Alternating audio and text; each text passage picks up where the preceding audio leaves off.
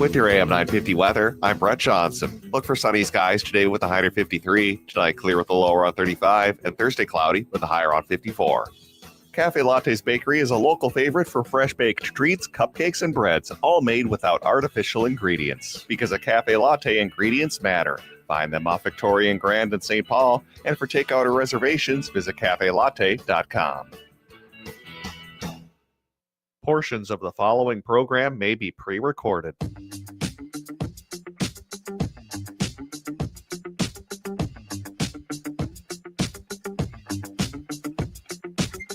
Broadcasting live on AM 950, the Progressive Voice of Minnesota, in the evenings on WCPT 820 Chicago's Progressive Talk, and in the nighttime hours in Seattle, 1150 AM KKNW. It is the Matt McNeil Show for your Wednesday, a post-election day celebration. We'll be talking a lot about elections.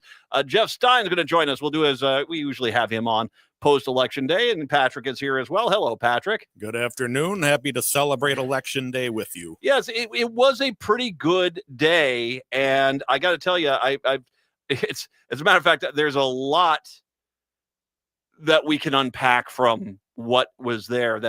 Especially if I can say one thing too, the ability to be able to realize that Democrats generally are in charge of all of this. All this stuff, the Democrats are in charge of. If the Democrats show up, guess what? We win. It really is that simple. If the Democrats show up, we win. It really is. Trump didn't win. A lot of Democrats didn't show up.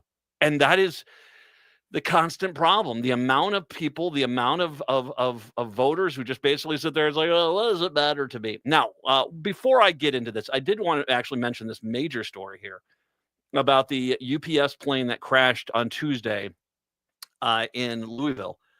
The thing which is crazy is how much work. I mean, and I'm not by any means making this any less than it is. I mean, I really, this is still a horrible tragedy, but we do think, we're talking about the death toll, we do think it's going to grow sadly, but the search and rescue mission went through the night and has been able to intensify today, so hopefully it won't grow by much. We'll have 2 individuals in critical care at hospital. We've been praying for them. The plane barely missed a restaurant bar, he said, and if it was very close to a large Ford plant with hundreds, if not thousands of plus workers, it was very close to our convention center having a big livestock show that people were arriving for. So this could have actually been a lot worse. If you've not seen the video footage of this, it is terrifying the amount of damage that this plane did as it crashed. Now they do have the black box. We heard that in the news at the top of the hour. They'll figure out what exactly happened here, but obviously, and I know once again, we have loss of life. This is tragic. This is sad.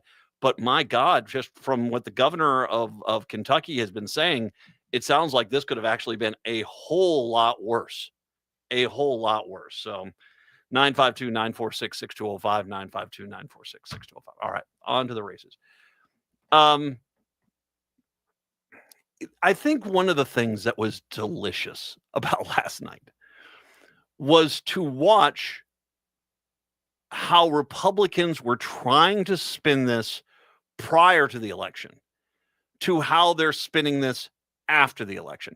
Now, yesterday I read one line is from an article from The Hill in regards to Mikey Sherrill in New Jersey and her race with Citarelli. And I'm going to read actually the whole thing here because this is, these races, particularly New Jersey, may be closer than some would expect as Democrats continue to struggle with the weakness of their brand.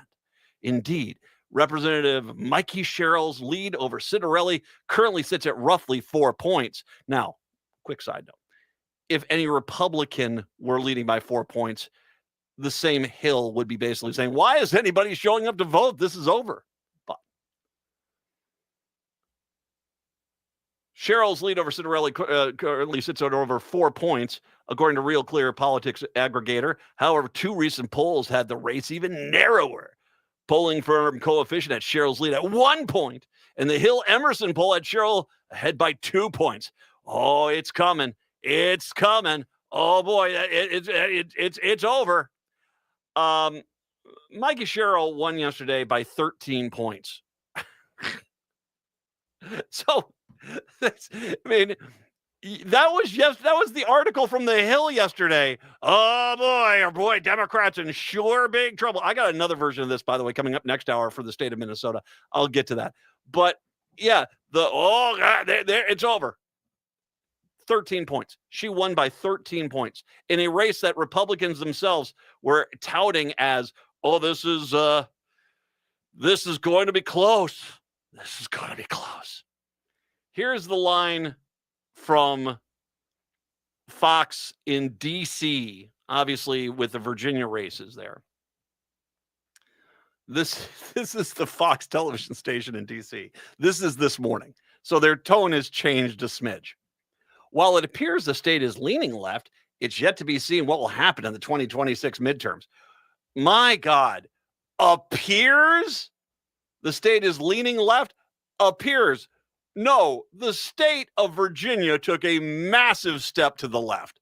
Didn't appear to be. But I also love that line of, hey, conservatives who are watching this, don't feel bad. We don't know what's going to happen. All the Democrats could lose next time. I mean, for God's sakes. I was reading in the article about Fox News and how, as the results were coming in, they were basically, well, nobody here at Fox News thought they were good. These are all Democratic states.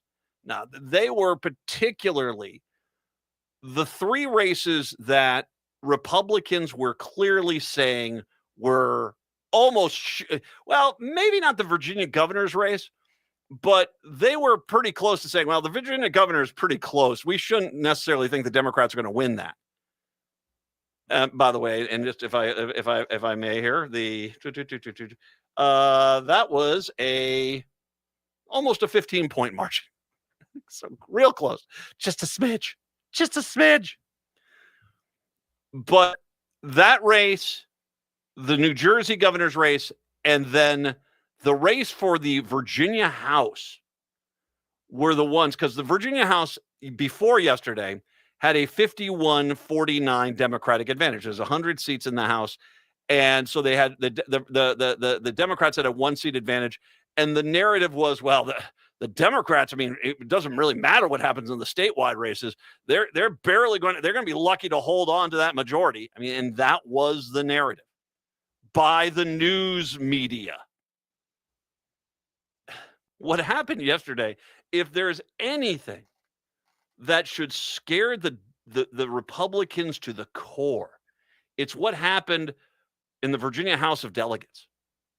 Democrats managed to increase their majority in the Virginia House of Democrats, moving from 51 seats to 64. One race I do believe is still undecided. So it could be 65, but 64. Voters turned out Tuesday in a pivotal election for control of the chamber. The win came amid a backdrop of fierce competition across suburban and exurban battlegrounds, with both parties viewing the outcome as a bellwether for 2026 and beyond. Okay, a fierce competition. Not only did the Democrats win every one of their toss-up seats, but they took 13 seats away from the Republicans. There is no fierce competition. This was a curb stomp by the Democrats nationwide. No race where it was D versus R on the major scales did the Republican win. They all got trounced, and particularly this because they lost. The Republicans lost so bad in Virginia that they can't. The Democrats are almost at a 2/3 majority in the House. That's not going to be something that you're going to be able to erase anytime quickly. That is a massive majority for the Democrats in the Virginia House.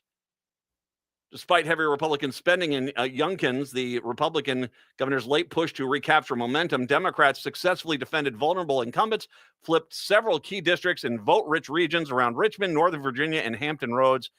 Turnout surged in several suburban swing areas, reflecting continued polarization over national issues like abortion, democracy, as well as local concerns over housing, healthcare, and funding. Yeah, that was an absolute beatdown. Virginia Governor Abigail Spanberger, 57.2 to 42.6, just almost 15 points.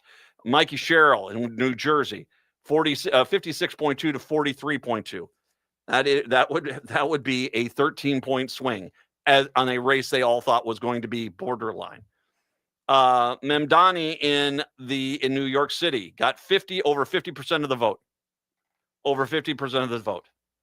On the California initiative, it wasn't even close. 63.8% of people in California said they should be able to redistrict and change their district lines. By the way, just FYI, Republicans quickly have filed a lawsuit to try to stop this.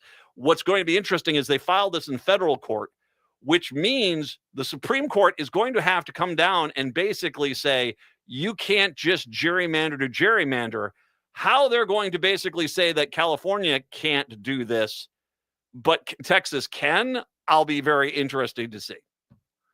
Also, it should be noted, the other thing, and this kind of was underreported, the 3 Pennsylvania Supreme Court justices, I think all of them won, and their seat was should they be removed from office, and all 3 of them in the no category, 61.2. So they're all basically there. So the Pennsylvania Supreme Court maintains a 5-2 Democratic advantage. Trump lashed out against New York City Mayor Mamdani in remarks from Miami on Wednesday during the Democratic Socialist Party, suggesting the Democratic Socialist politics are broadly reflected in the views of the Democrats in Congress. If you want to see what congressional Democrats wish to do to America, just look at the results of yesterday's election in New York, where their party installed a communist as the mayor of the largest city. No, he's a Democratic Socialist. If you don't know the difference, well, heck, you don't even know the difference between a spoon and a fork. So I'll just stop talking to you about that.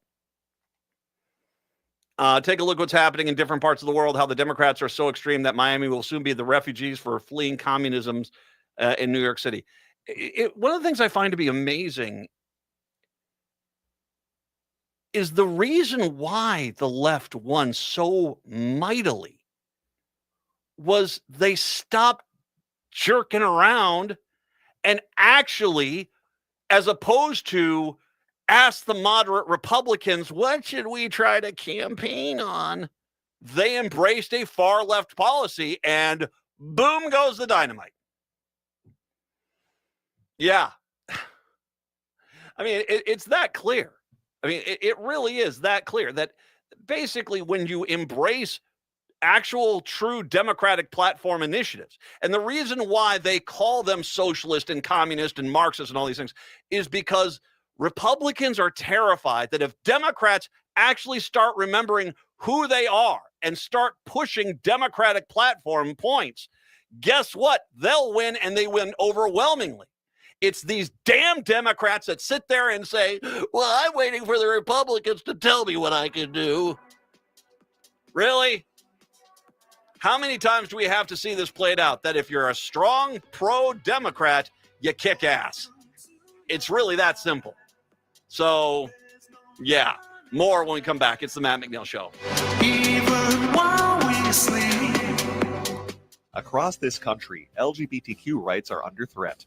This is a struggle that the LGBTQ community knows all too well. Since 1987, Outfront Minnesota has been fighting for LGBTQ rights and protections here at home, and this work is needed now more than ever. Hard-fought wins here in the state of Minnesota are at risk, from the ban on the harmful practice of conversion therapy that passed in 2023 to transgender protection secured in our State Human Rights Act in 1993, and even national recognition of our same-sex marriage protections that we secured in 2013 are at risk. Outfront Minnesota has helped Minnesota become a national leader in LGBTQ rights, and they will hold the line to make sure we don't lose what we've gained. But they need you. Now is the time to step up and support Outfront Minnesota and LGBTQ rights here in our state. Outfront Minnesota needs your financial support today to strengthen LGBTQ protections at home, at school, and at the state capitol. Learn more and make your gift at outfront.org/give. That's outfront.org/give. This season, bring the whole family to see Irving Berlin's White Christmas. This smash hit musical based on the classic film returns by popular demand to delight you at Chanhassen dinner theaters. With loads of laughter and a stunning showcase of Irving Berlin songs, White Christmas is a celebration of the romance, friendship, and magic of the holidays. Make your plans today to see White Christmas. Visit chanhassendt.com. Hey, it's Patrick for Zero Res. November is here, so you're probably thinking two things right now. First is, man, where did this year go? And second is, oh no, I'm hosting Thanksgiving and my house is not ready at all. So you need to call my cleaning heroes at Zero Res to get things in order before your friends and family come over to celebrate. Every surface in your home can be Zero Resified, from hardwood, carpet, tile, rugs, upholstery, and more, so you don't have to worry about your friends and family plopping down on a nasty couch. Zero Res has a 4.9 rating on Google with over 21,000 reviews, so go ahead and get clean. And don't miss this month's deal. Get 3 rooms of carpet starting at just $139 and $50 off an air duct cleaning. You just need to call 952-ZERO-RES or go to ZeroResMinnesota.com and say you want the AM 950 special. Backward or forward spells the same. Zero Res. Your time is precious. Why are you still mowing your own lawn? I'm Alex Knorr, a young, hardworking entrepreneur serving the Southwest Metro with affordable lawn care. At Buzzcut Mowing, I offer weekly mowing, leaf cleanups, aeration, dethatching, tree trimming, and mulch installation. I work hard so you can relax and enjoy time with family and friends. Call today and I'll handle the rest. Visit buzzcutmowingmn.com. That's buzzcutmowingmn.com. Let's make tonight the weekend. I don't wanna wait. I don't wanna wait. I don't wanna wait. Got no reason. It is the Matt McNeil Show. So you have to understand what has happened. And by the way, I want to make another quick observation. There's a lot of people saying, well, Trump wasn't on the ballot, so that's why the Republicans lost. No, Trump was on the ballot in 2020.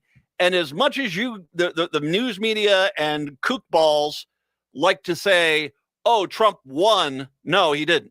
How many court cases was it? 70-some court cases where the judge looked at them every time and said, where's your evidence?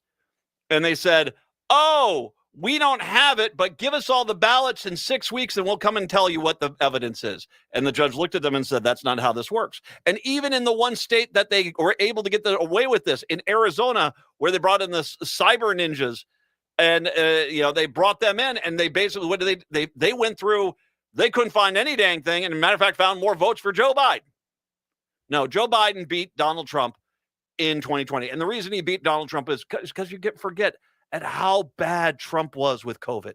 He just was truly, the idea of caring and compassion are just not things that are anywhere in that dude's wheelhouse. They're just not.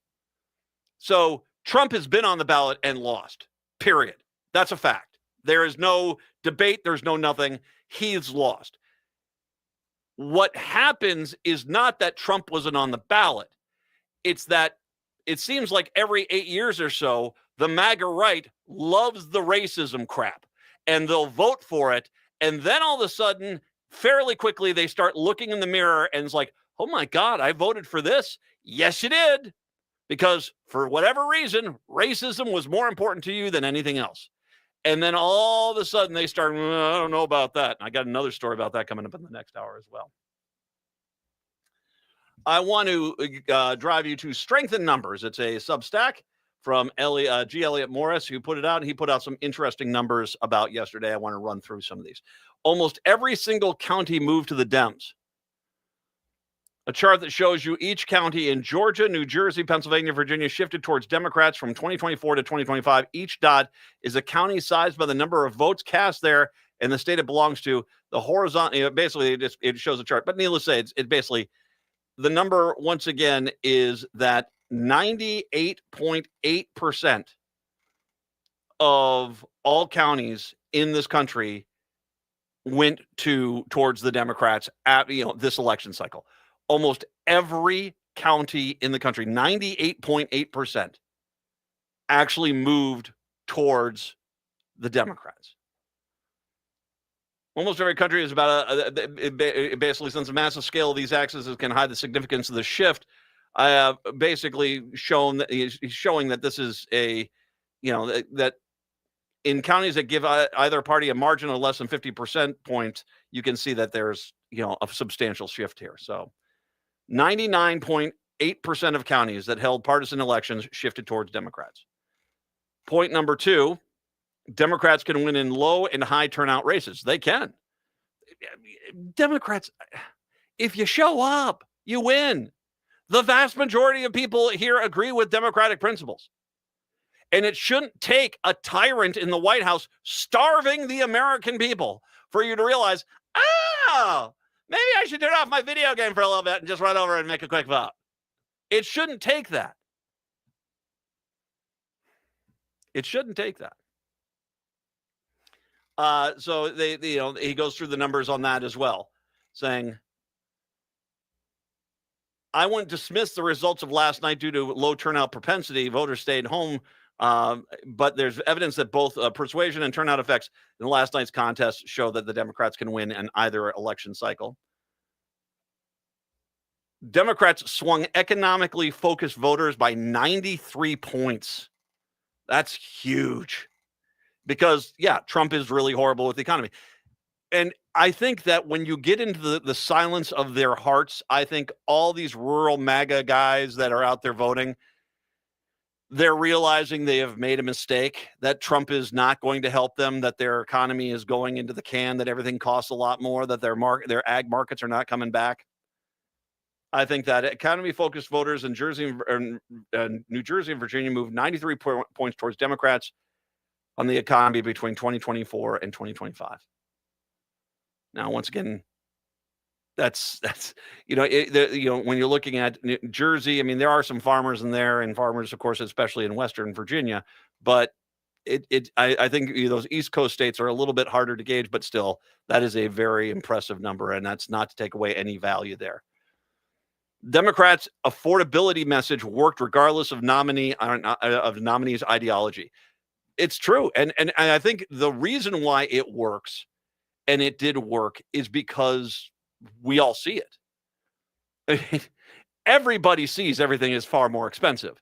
When Donald Trump comes on out and said everything is so much cheaper, does anyone believe him? No, of course. Only the most fervent MAGA people.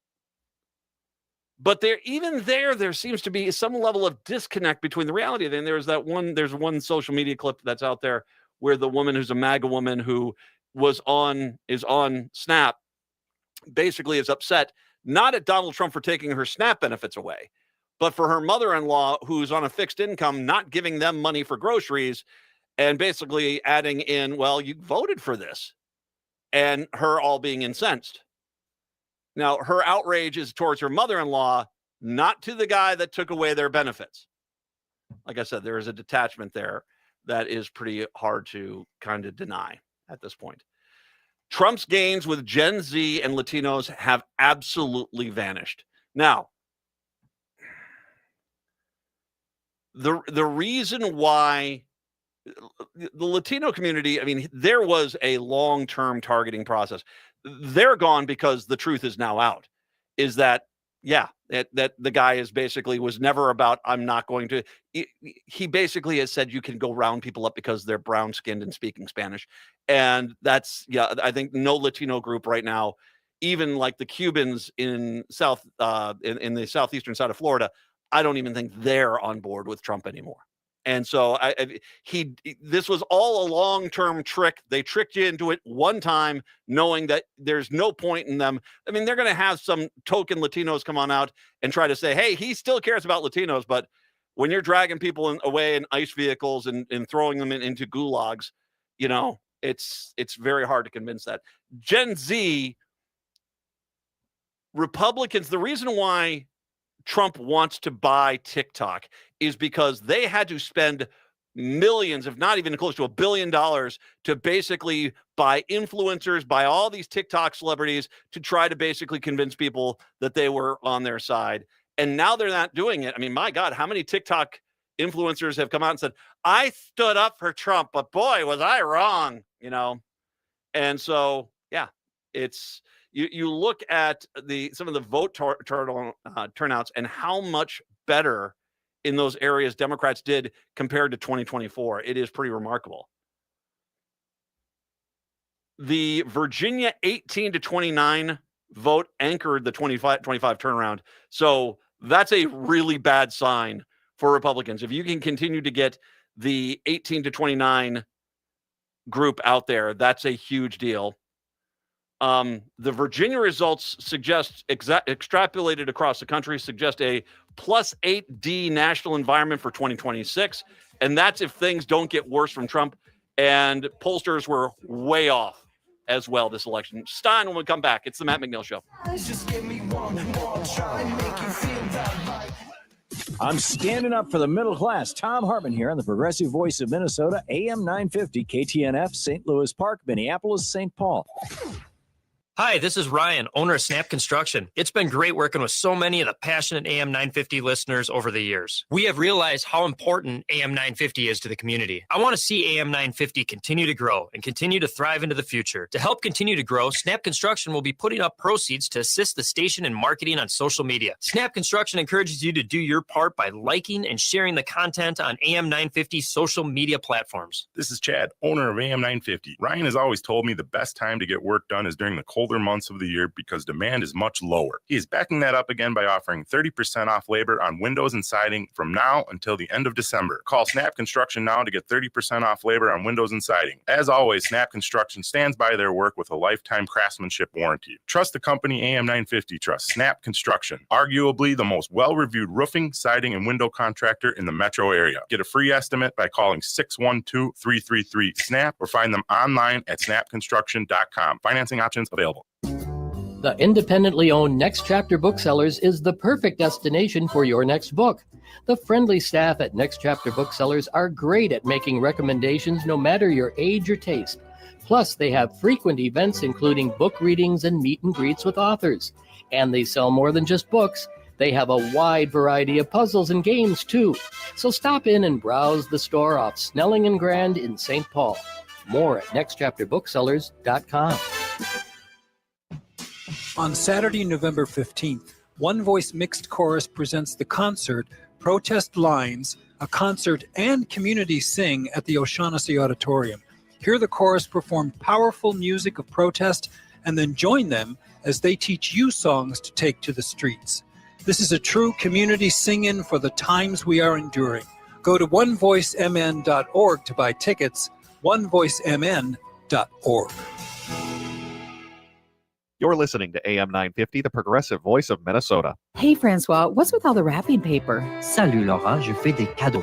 You're making gifts. These must be for your clients. And then your favorite macaroons for Nicolette's. Bien sûr. Oh, they put your business logo on them? Luxurious. Oui, et ils expédient partout dans le pays. They ship anywhere in the U.S. And look how many you bought. You must have lots of clients. Mais non, ils sont tous pour moi. Oh, Francois, these are just for you? Well, visit nicoletsmacaroons.com today to create thoughtful gifts for your business, your friends, or yourself. With your AM 950 weather, I'm Brett Johnson. Look for sunny skies today with a high near 53. Tonight, clear with a low around 35. And Thursday, cloudy with a high around 54. There's only 3 weeks left to see the enormous Crocodile at Children's Theater Company. This mischievous Roald Doll adventure bursts with puppets, music, and jungle-sized imagination. Don't miss the wild finale of this hit musical running through November 23rd. Tickets at childrenstheater.org. That's childrenstheater.org. Jeff.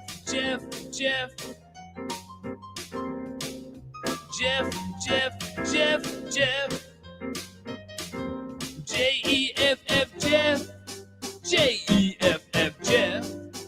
J-E-F-F, Jeff.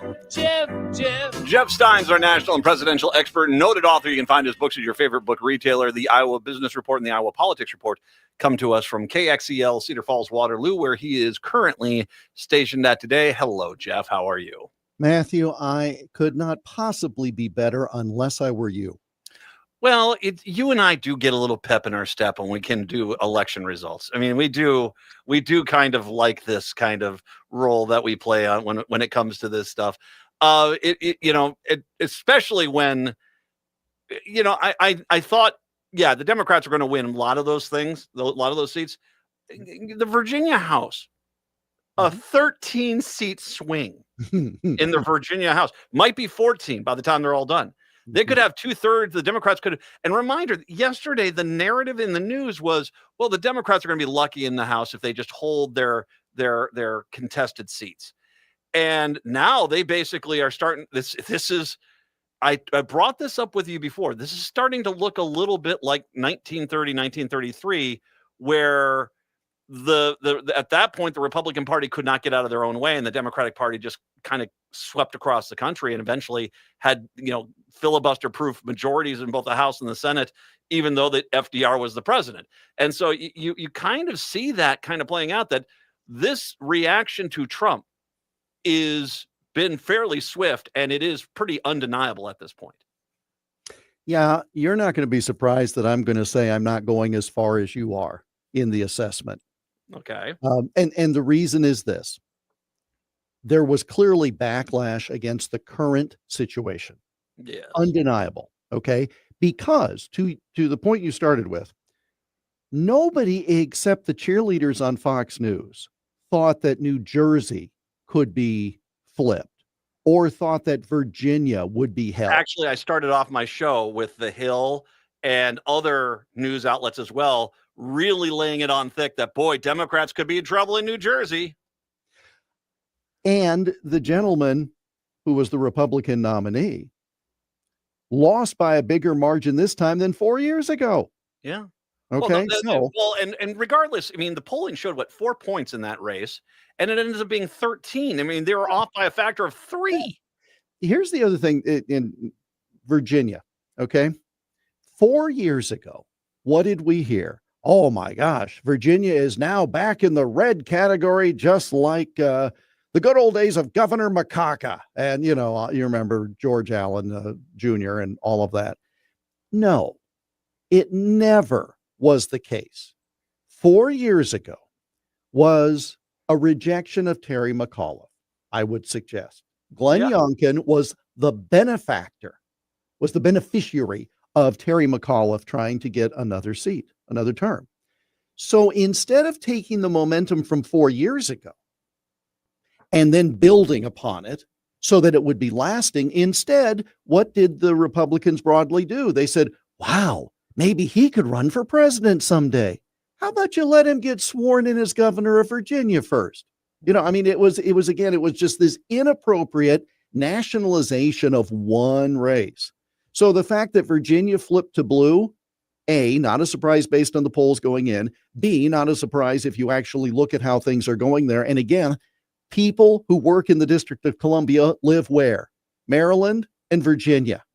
Mm-hmm. Big shock that with all of the turmoil in D.C., you're going to have people in Virginia vote blue. Not a surprise. Democrats led by 7 in the governor's race, but that had far less to do with the Democrat than the nightmare. Once again, the problem the Republicans have, this MAGA filter they've got to put their candidates through, which basically makes them far less electable when it comes to general elections. That is a problem. And I think your point about 4 years ago is spot on. I mean, is that you have to have, if you have a legitimate contender, you're going to have better success. But when you look at not just that, the attorney general's race there was supposed to be a 4-point. The incumbent Republican was supposed to win by 4. He lost by 4. That House race. I mean, it's not just one race. It's not just one area.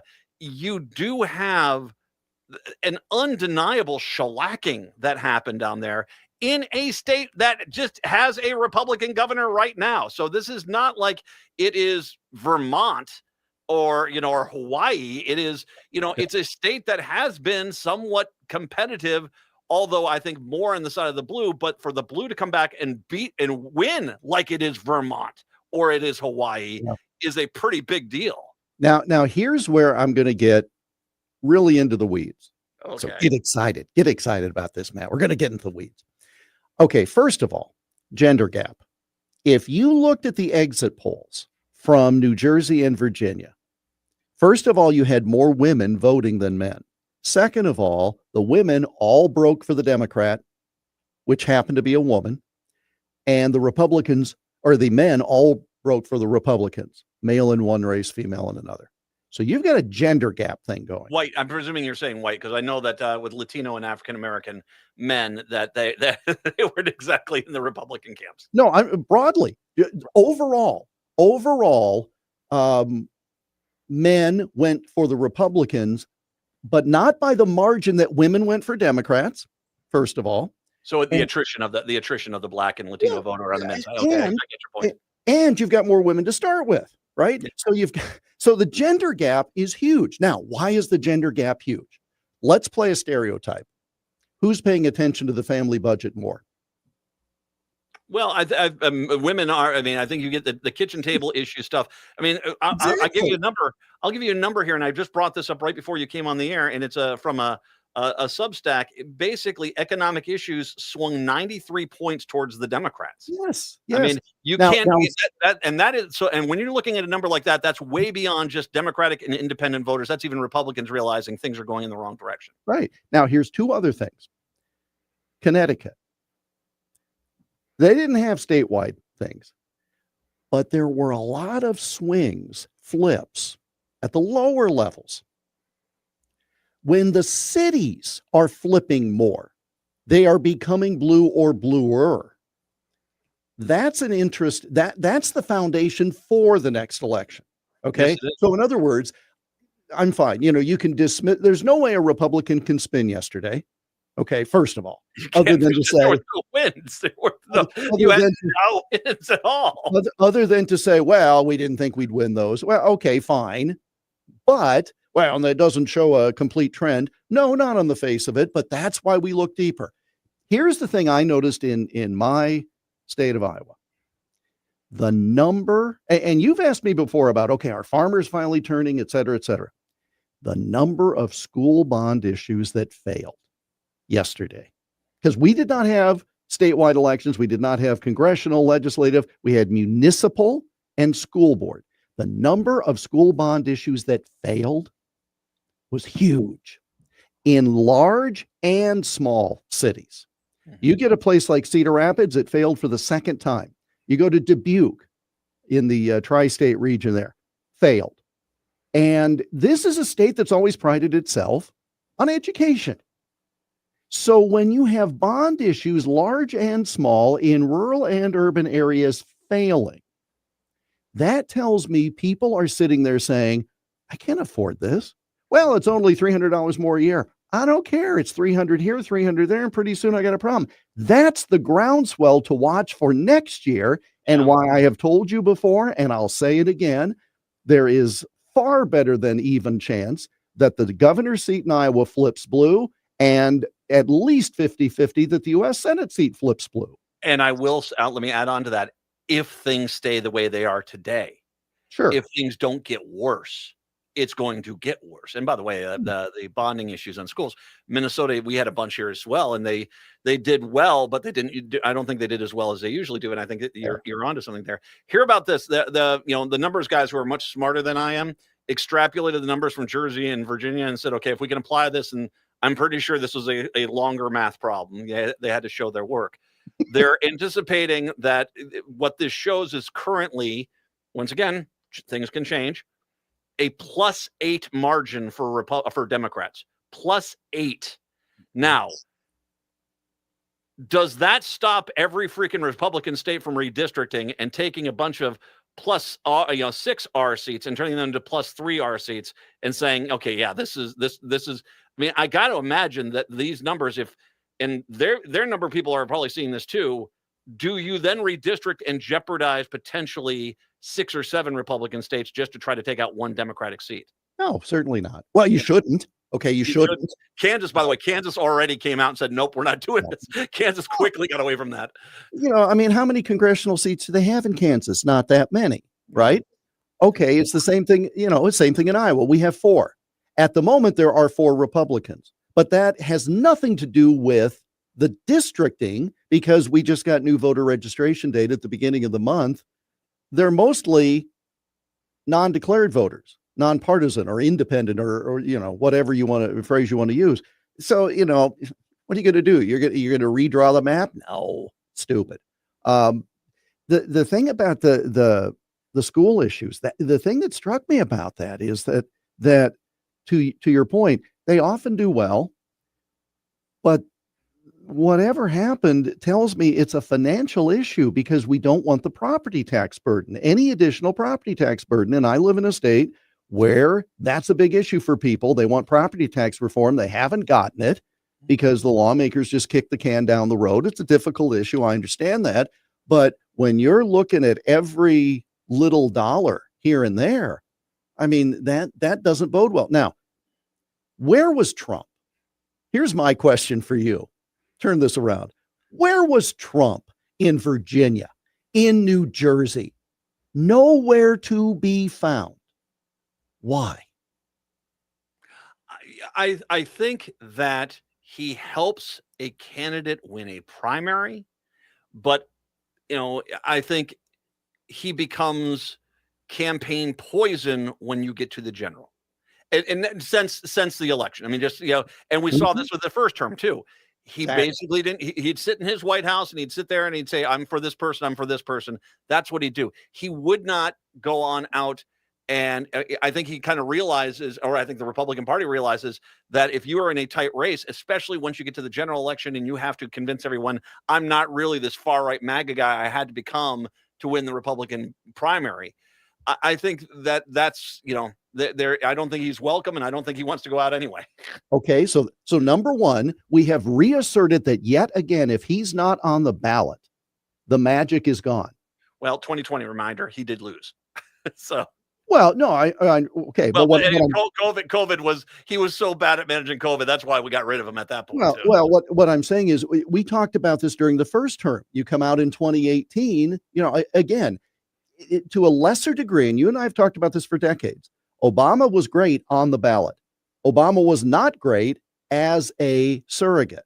Now, he was great in closing the deal this time, but he could have stayed home, and the result would have been, I would suggest, the same. But notice not only did Trump not show up, nobody from the administration did. Where were the big Republicans from across the country coming to support either of the statewide candidates in New Jersey or Virginia? That tells me that they knew that it wasn't going to work, and they didn't want to burn the political capital. Well, you've always said he's not really a Republican. I don't think he really cares about the rest of the party. And I think that it shows on this. And that tells you something about the future of his movement, because it's based on a charismatic figure, not a movement that can be translated. Well, and it's not. And there's no one else. I mean, he is, if there is, we can go into the figurehead stuff another time for sure. I did want to bring up something, and sometimes it is an outside source. My wife looked last night at the results and Mamdani winning in New York City. Mm-hmm. And she said, well, of course he won. And I said, why? She said, he's the only one that looks like a real actual candidate. And I was like, oh my God, she's right. Cuomo was tarnished beyond tarnished. The guardian angel dude was a joke. He looked like, I mean, and regardless of whether or not you agreed or disagreed with him, he did look like the only politician in the race. Cuomo is so tarnished, to your point. He even shows up on Fox the day of the election and says, oh, about the people that died, my bad, it was on my watch. Okay, first of all, where was that 8 months ago? Second of all, are you kidding me? So, yeah, I mean, he was yesterday's news. Sliwa has done a lot for the city, not in this election. Here's your candidate. Here's your young guy. We'll take a break, come back. It's the Matt McNeil Show. Greg Bakken here. I've told you about the out-of-the-world roast beef sandwiches at Maverick's Real Roast Beef, but I haven't told you about their Philly steak sandwiches, turkey bacon avocado sandwich, BLT, crispy chicken, fish sandwiches, brisket, or pulled pork. Okay, you get the idea. They make a lot of delicious food to the same standard as their famous roast beef sandwiches, and now I'm starving. I'm going to go to Maverick's Real Roast Beef off Lexington and Roseville, and you need to go too. Check out their menu at mavericksbeef.com. Hi, this is Ryan, owner of Snap Construction. It's been great working with so many of the passionate AM 950 listeners over the years. We have realized how important AM 950 is to the community. I want to see AM 950 continue to grow and continue to thrive into the future. To help continue to grow, Snap Construction will be putting up proceeds to assist the station in marketing on social media. Snap Construction encourages you to do your part by liking and sharing the content on AM 950 social media platforms. This is Chad, owner of AM 950. Ryan has always told me the best time to get work done is during the colder colder months of the year because demand is much lower. He is backing that up again by offering 30% off labor on windows and siding from now until the end of December. Call Snap Construction now to get 30% off labor on windows and siding. As always, Snap Construction stands by their work with a lifetime craftsmanship warranty. Trust the company AM950 trusts Snap Construction, arguably the most well-reviewed roofing, siding, and window contractor in the metro area. Get a free estimate by calling 612-333-SNAP or find them online at snapconstruction.com. Financing options available. Twin Cities Con returns to the Minneapolis Convention Center for their 5th year, November 7th through the 9th. Twin Cities Con is a celebration of comics, toys, TV, film, art, cosplay, games, and all things nerdy. There's nothing like Twin Cities Con. It's also a family-friendly event where you can meet your favorite celebrities, browse the vendor hall and artist alley for the coolest merch, watch celebrity Q&As, and even more. Twin Cities Con is bigger and better than before. Come see from the Star Wars universe Ahmad Best, Rosario Dawson and Giancarlo Esposito, Brendan Fraser and the cast of The Mummy, WWE Wrestling Hall of Famers Sting and Mick Foley, and the voice actors from the hit Disney series Phineas and Ferb, plus more guests to be announced. 3 days of action-packed fun in the heart of Minneapolis at the Minneapolis Convention Center. Tickets start at $50. Kids tickets are just $10 for the entire weekend. VIP tickets also available, including a 3-day weekend pass, plus some really cool VIP perks. More guests will be announced. Buy your tickets and get more information at TwinCitiesCon.com. Peace of mind shouldn't cost a fortune. We keep things simple at Schroman Law because we believe planning for your estate and end-of-life care shouldn't be stressful or expensive. Every client relationship starts with a free consultation so clients have the information they need before making important decisions. From there, we work closely with clients to ensure they are choosing the most efficient and cost-effective plans for their specific needs. Schedule a free consultation today at schromenlaw.com. That's SCHROMEN law.com.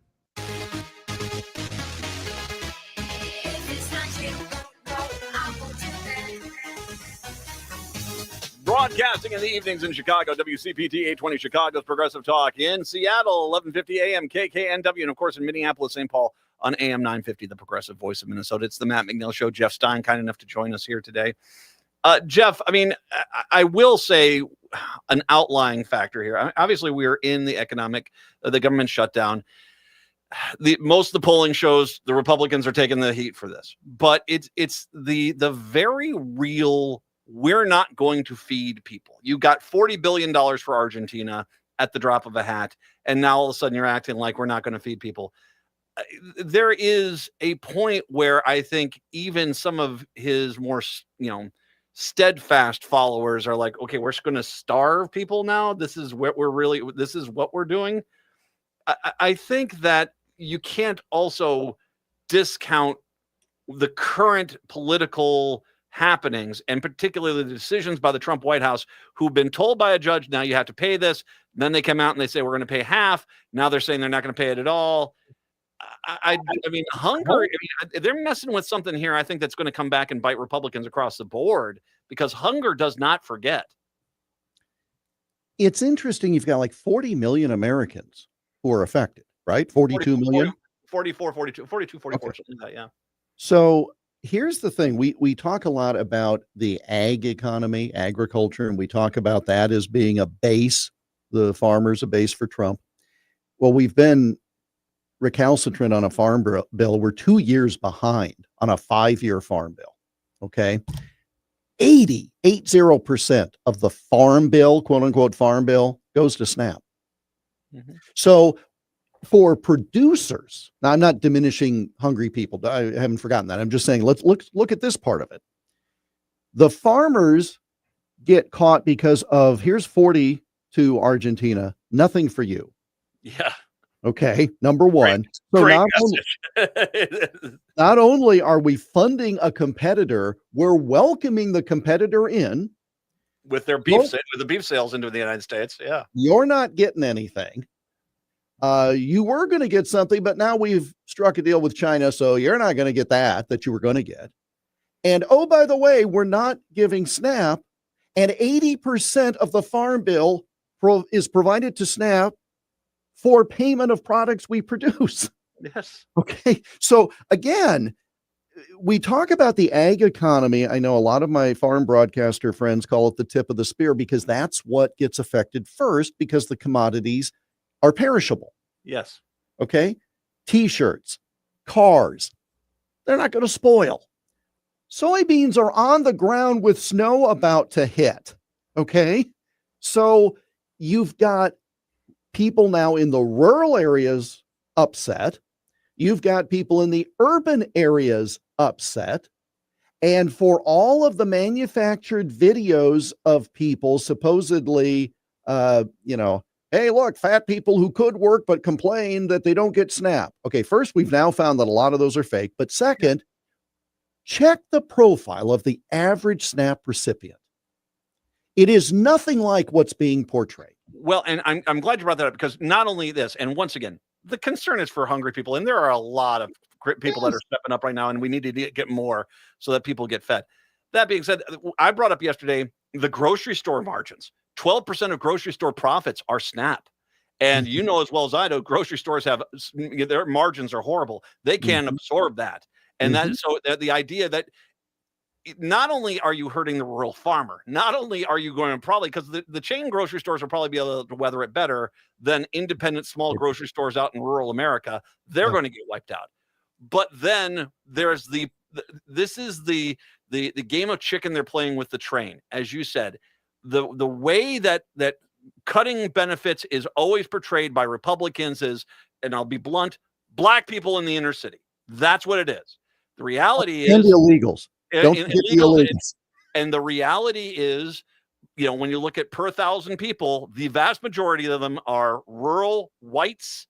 And your more standard is a single mom who has a job that has kids that's on SNAP benefits. And that's rural America. And I think that the idea of you challenged yourself, you duped yourself, and now you're exposing the fact that across rural America and across inner cities as well as everywhere, there's hunger and it's out there. And now this narrative that they try to portray has, as you said, been exposed as basically a lie. I get the political approach of forcing somebody into a corner. Okay, look, Democrats, you're not opening the government. People won't eat. The problem is when you're hungry, you don't care whose fault it is. You want it fixed. And who's at the top of the, no pun intended, food chain on all of this? It's the Republican majorities and the White House. Okay. King Vitamin himself up there on his throne.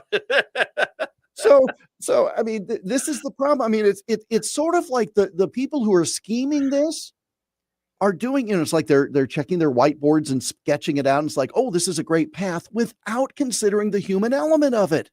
And this is where policy always goes bad. You joke about us getting kind of wonkish in it. We've talked more about human beings in this 28 minutes than they have in Washington in 37 days. And you would think that they would wake up in the freaking White House, because even before those two court rulings last Friday, they were taking the heat for it. And now it's 100%. The SNAP benefits are 100% on them. And they basically are like, we don't care. Well, but they've been busy.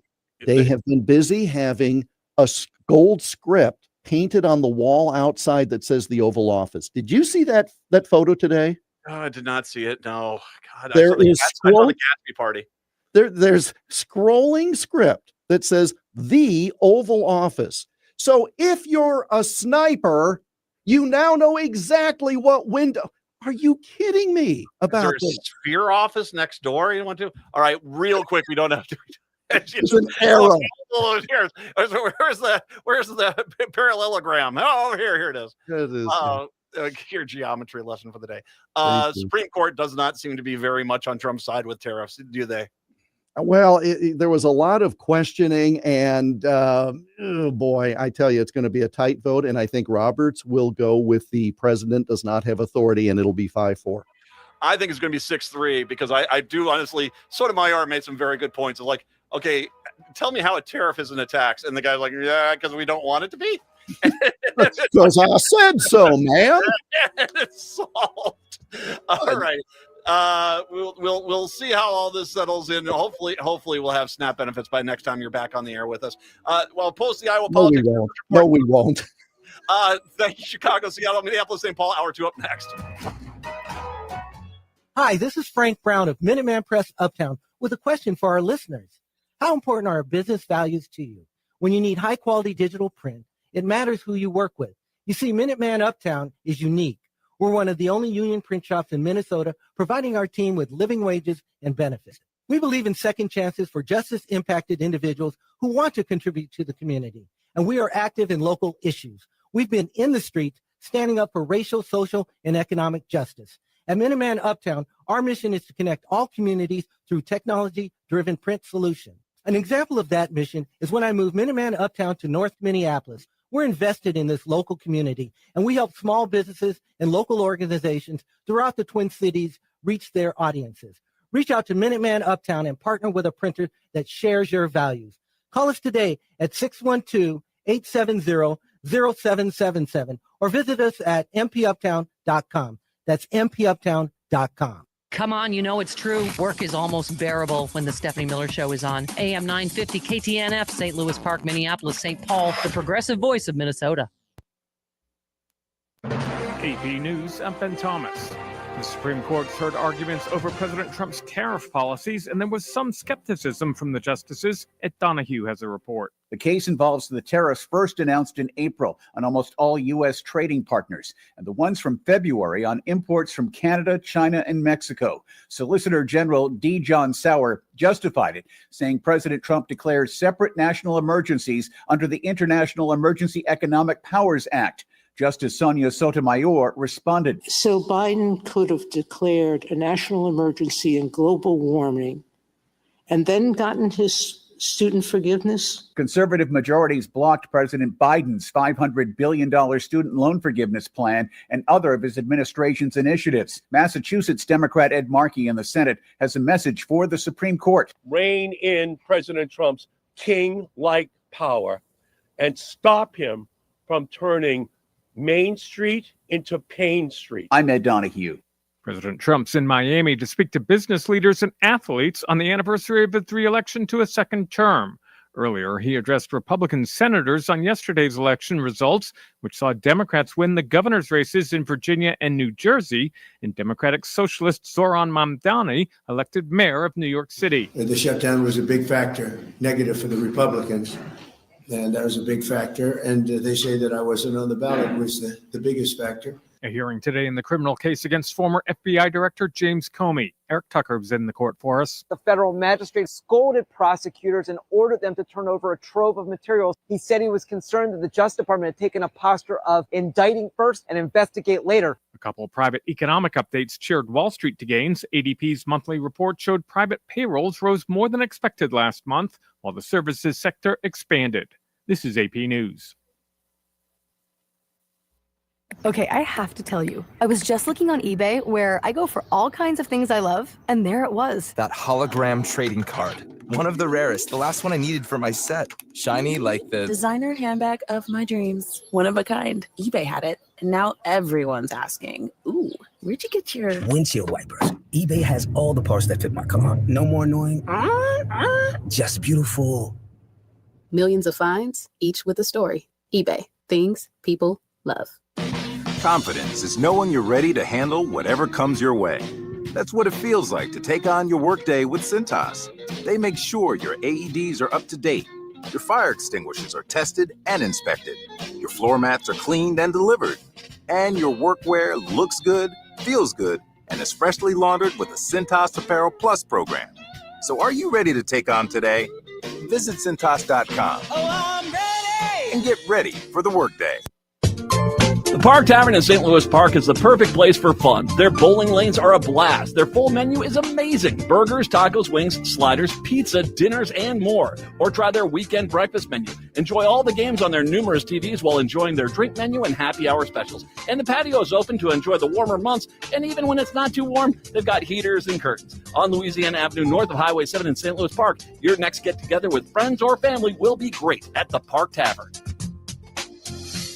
In today's uncertain times, Woodland Stoves and Fireplaces believes that a fire can add comfort and security to your life. At Woodland, our mission is to connect you to a place for fire that works. Woodland Stoves and Fireplaces installed our wood stove years ago, and we still love it. Watching the fire, feeling the heat, it's a joy we experience every day. And knowing we have a reliable heat source makes us feel snug and safe. There are many choices in wood, gas, or electric. For diversity in styles, at Woodland Stoves and Fireplaces, we display over 180 models, and 35 of These are burning displays.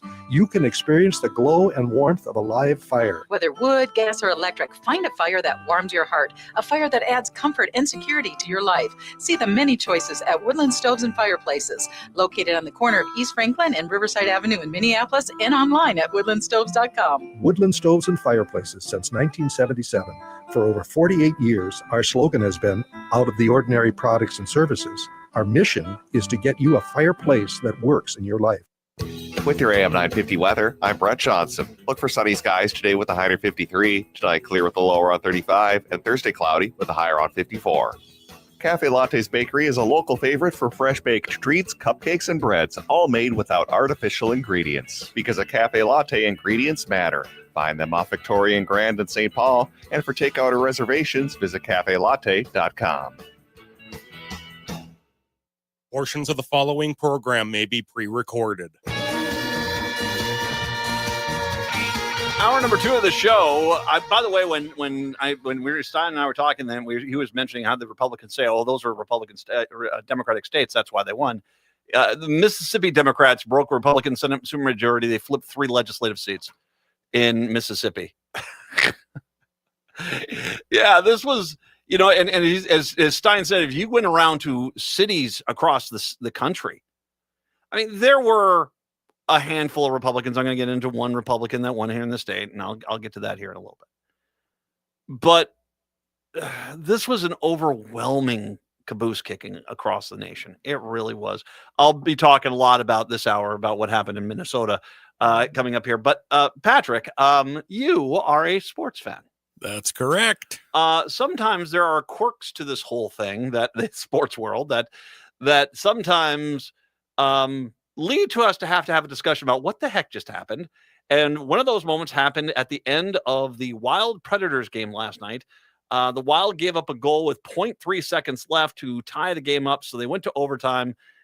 And can you explain exactly what happened here? So the Nashville goalie accidentally knocked the net off, but there is a rule that if you shoot the puck where the net would have been, that the goal can still count, which is how the Wild won the game. Now, first of all, I think you're being generous, my friend. He accidentally knocked that thing out. He turned and he could see he was in trouble, and he pushed that goalie net off this post, hoping to get the whistle for the stoppage of time. Oh, no, I was saying that just as a general, not as an analysis of this particular play. That, yeah, it was pretty egregious, but just, if you knock the net off, that doesn't mean, it's all over, the other team can't do anything, which in this case happened. So it was Johansson that got the goal, right? Yes. So what had happened is he shoots, now partially because the goal is off its posts, he hits the side of the net, but it bounces back to him, and he quite wisely, he says he didn't know the rule, but he smartly shot the puck in where the net was supposed to be, and that's where they said, yeah, technically that's a goal. Yeah, he took it out in front and just kind of popped it over where that net would have been. That was kind of what I was explaining a little bit, was that weird rule that if you shoot the puck where the net would have been, that you can get a goal. What's remarkable about this is it's like about a 2-second delay, that the net gets knocked off. He puts the puck, 2 seconds later, he puts the puck over the line, and they still counted that as a goal. The Predators coach was furious, but the league actually looked at this and backed it up, saying, yeah, you can't do that. When you're about to get scored on, you can't have the goalies knocking the nets off the post. Question for you: if he hadn't put the puck over the blue line, would they have counted a goal regardless? Had the ref, because it does sound like that was the rule, is basically they could count the goal, it's over anyway, even if he didn't shoot the puck, because there was a chance to shoot the puck. Or would they had awarded a penalty shot against the goalie? That I can't answer, but because it was a contested play, I would lean more toward they would have given him a penalty shot. If he had been dragged down from behind, if it's just him and the goalie and somebody drags him down, that might have been different, but it was a contested play, so that usually they'll give some benefit of the doubt. It is weird. But I mean, once, and the league has been out already today to very clearly state, nope, you cannot do this. And like I said, it's clear the goalie intentionally moved. I mean, the entire Predator team is like, he accidentally hit it. He reaches over with his glove and just pushes the net off the post. He clearly meant to do that. You got to remember those goals. I mean, it's not easy to knock those things off the post. They're designed to be there. And so you have to really try to do it. So it's yeah. If you didn't see it, that was weird. That was weird to watch last night and actually took my attention off the politics for a little bit. But let's get into the politics here. And I'm going to start actually off with St. Paul because I was actually really surprised by the result there. Representative Collie Hare scored a major upset over Mayor Melvin Carter on Tuesday, emerging as St. Paul's first Hmong American and first woman mayor, capitalizing on voters' dissatisfaction with Carter's 2 terms. Okay, I can see, I mean, they clearly were something with Carter, but what surprised me about this, and this is nothing taking away anything from her and her victory, but it really was one of those things where I called a friend last night after this result came out. I just said, was Melvin Carter really disliked? Did I miss something? And he said, no, Carter was somewhat liked. You know, it wasn't like the visible disdain that there is for Fry in Minneapolis in certain sections of the city. So yeah, this was a bit of a surprise. It was a bit of a surprise. And once again, this is not taking anything away from Collie Hare, but at the same time, it was really unexpected. She was at Sweeney's on Dale. Here is my commitment to you as your mayor. I will always show up. We have a large city, but a small community. Being involved matters. We now run our government. How we run our government matters. How we show up for people in every corner of our city matters. He said, her said during the victory remarks on last night. Surprisingly strong challenge came after jumping into the race in August. A campaign spokesperson said they knocked on 40,000 doors. Knocking on doors does it, man. I mean, it really is. There is a very direct correlation between knocking on doors and victories. There really is. They knocked on 40,000 doors in their sprint to win nearly as that many votes needed for victory. 3 months ago, people told us this was impossible. Now look at us now. No, they didn't say it was impossible. I think it was improbable. But yeah, I mean, and once again, that's not taking away from the win. You won. But, you know, don't make it sound like nobody gave us a chance. I mean, come on. No, a lot of people gave you a chance to do this. My family came here as refugees. Never in their wildest dreams would I be standing here today, accepting the position of mayor.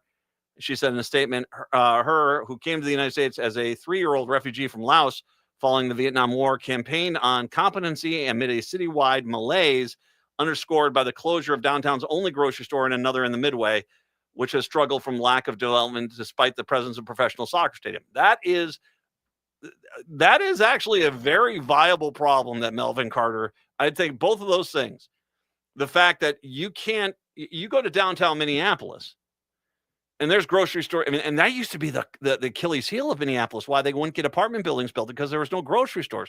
Now there's grocery stores everywhere in Minneapolis. Meanwhile, St. Paul's gone in the other direction. And then, yeah, there is. I went out to my first Minnesota United game earlier this year. That should be a jewel in the center of that neighborhood.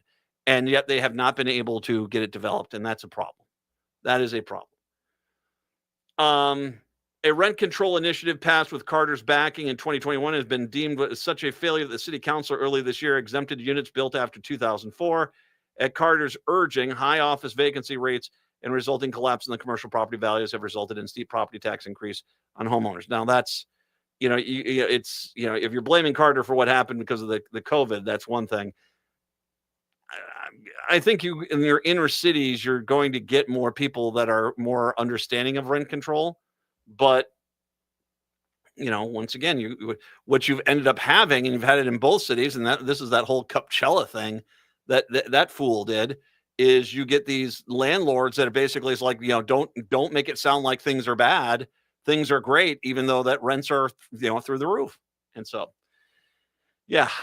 Carter, who had been considered a dynamite rising star in the Democratic Farmer Labor Party, conceded to her, offered his support. Me and my team will be there to set her up for business because this has never been about me. It's never been about my team. It has to be about the city. So, I mean, and once again, when this election started, I thought Melvin Carter was a shoo-in to win. I think Fry was in trouble. And the absolute complete opposite happened, because in case you missed the story today, of course, Minneapolis has ranked choice voting, so they had to go to the second round. Fry won a third term today, overcoming a tough challenge from three rivals working together as a team to topple him.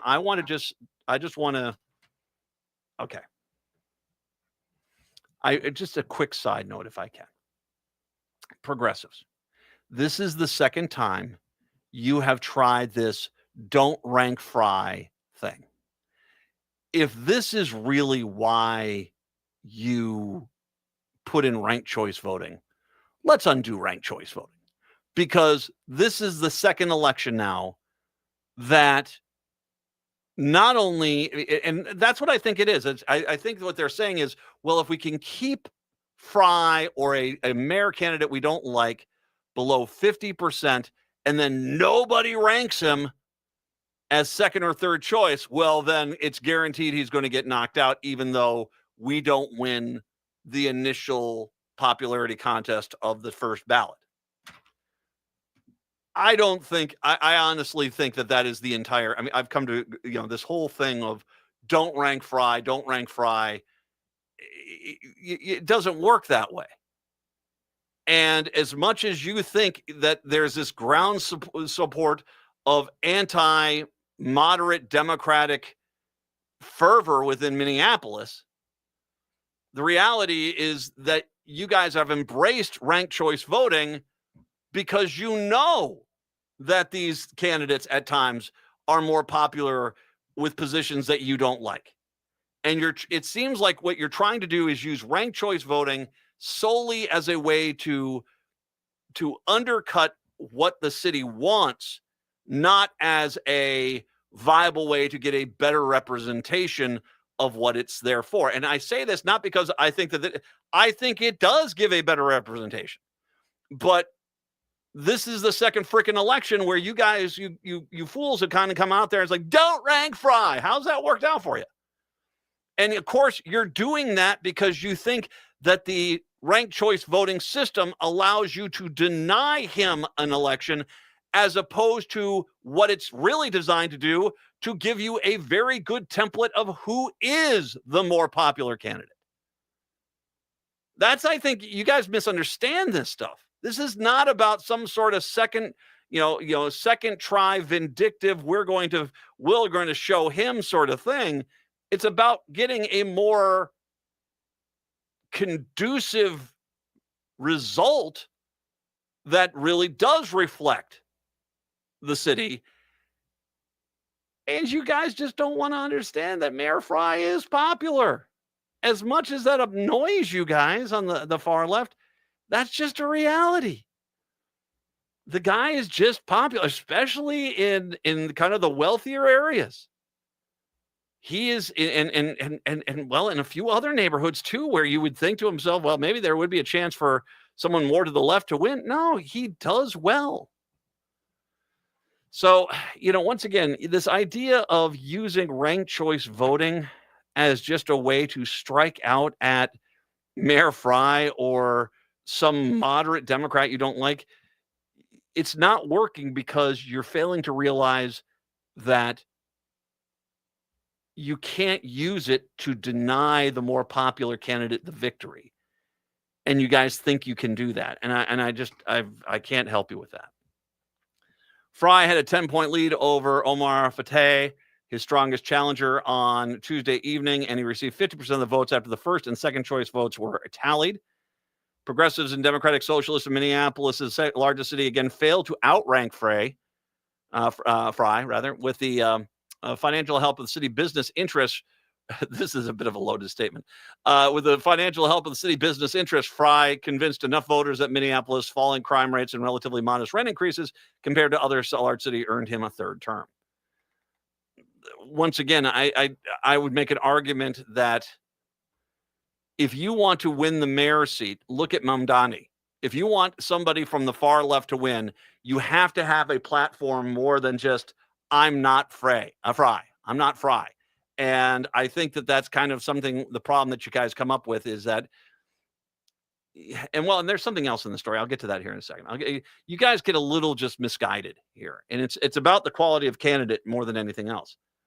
Fry thanked his supporters in a statement on Wednesday. Minneapolis is a great city rising, and our future is so bright. Fry said, from now through my final seconds as mayor, I will work tirelessly to make our city a place where everyone, regardless of who you are and where you came from, can build a brilliant life, an affordable home, and a safe neighborhood. Fateh will return to the Minnesota Senate with an even higher profile, continuing a rapid ascent. He moved to Minnesota a decade ago and then scored an upset victory over a prominent state senator in 2020. His campaign received national media coverage as he earned the moniker of the Mamdani of Minneapolis. The problem is that, Mamdani really had a far more, I'm not saying that Fateh didn't have a platform, but just Mamdani had a very structured and a very relatable platform, which, and it, like I said with Stein, it does, he was the only one in that entire race that looked like a legitimate candidate, so you have to bring something more than just gumption and spirit when it comes to running against, Mayor Fry. In a statement, Fateh said he was proud of the campaign, even though it was unable to prevail over the big money political action committees and wealthy donors. We may not have won this race, but we have changed the narrative about what kind of city Minneapolis can be, because now truly affordable housing, workers' rights, and public safety rooted in care are no longer side conversations. They're at the center of the narrative. Fateh's loss signals that Minneapolis voters weren't ready to back his democratic socialist agenda. He was included a city income tax and rent control. He also wouldn't commit to reappointing Minneapolis Chief Brian O'Hara. I like Brian O'Hara. I think he's doing a good job. So, it's kind of one of those things where, and I think a lot of people do. I'm not saying he's perfect. I'm not saying he hasn't made some mistakes, but O'Hara is a lot better than what we've had in the past. So during his 2020 Senate campaign, he expressed support for defunding police. That came back a little bit to bite him. In Dinkytown, if you thought about an area where you think he'd have better support, it'd be in Dinkytown. Now, this is just one person, but they talked to a junior over at the University of Minnesota, and he said that Fateh's past support of defunding the police was the reason he ranked Fry first. I don't agree with defunding the police because that's a bit silly, especially in a city like this. I think that's it. I don't know. I get idealism, but you have to have something more than just buzzwords behind something, because whether or not it was just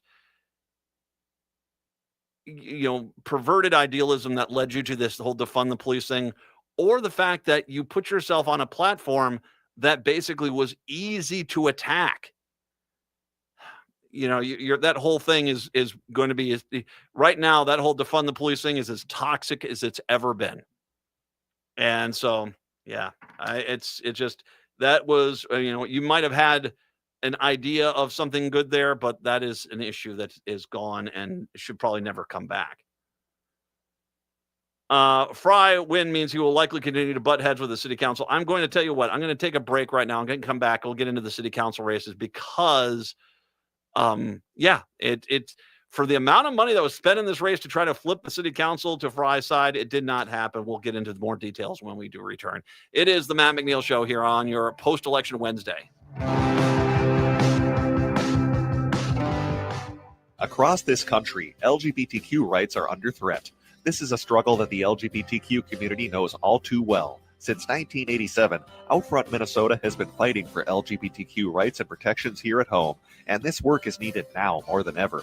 Hard-fought wins here in the state of Minnesota are at risk, from the ban on the harmful practice of conversion therapy that passed in 2023 to transgender protection secured in our State Human Rights Act in 1993, and even national recognition of our same-sex marriage protections that we secured in 2013 are at risk. Outfront Minnesota has helped Minnesota become a national leader in LGBTQ rights, and they will hold the line to make sure we don't lose what we've gained. But they need you. Now is the time to step up and support Outfront Minnesota and LGBTQ rights here in our state. Outfront Minnesota needs your financial support today to strengthen LGBTQ protections at home, at school, and at the state capitol. Learn more and make your gift at outfront.org/give. That's outfront.org/give. Turn to Auto Technical with your vehicle donation. Even though Auto Technical is a small nonprofit, we have helped more families with transportation than any organization in Minnesota. Since '94, we have reconditioned donated vehicles so they have a higher tax benefit. Call Richard at 612-919-5526, 612-919-5526, or autotech.org. Twin Cities Con returns to the Minneapolis Convention Center for their 5th year, November 7th through the 9th. Twin Cities Con is a celebration of comics, toys, TV, film, art, cosplay, games, and all things nerdy. There's nothing like Twin Cities Con. It's also a family-friendly event where you can meet your favorite celebrities, browse the vendor hall and artist alley for the coolest merch, watch celebrity Q&As, and even more. Twin Cities Con is bigger and better than before. Come see from the Star Wars universe Ahmad Best, Rosario Dawson and Giancarlo Esposito, Brendan Fraser, and the cast of The Mummy, WWE Wrestling Hall of Famers Sting and Mick Foley, and the voice actors from the hit Disney series Phineas and Ferb, plus more guests to be announced. 3 days of action-packed fun in the heart of Minneapolis at the Minneapolis Convention Center. Tickets start at $50. Kids' tickets are just $10 for the entire weekend. VIP tickets also available, including a 3-day weekend pass, plus some really cool VIP perks. More guests will be announced. Buy your tickets and get more information at TwinCitiesCon.com.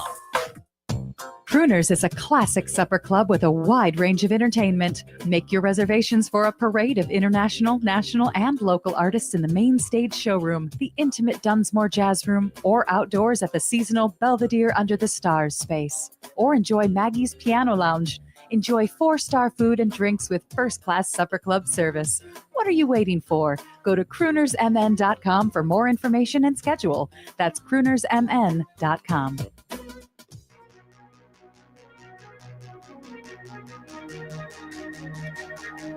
AM 950, the Progressive Voice of Minnesota. Just a little bit of breaking news about that UPS plane crash. Apparently now the left wing was on fire when it took off, and it cleared the fence line, got off the airport grounds, and then at that point the engine fell off.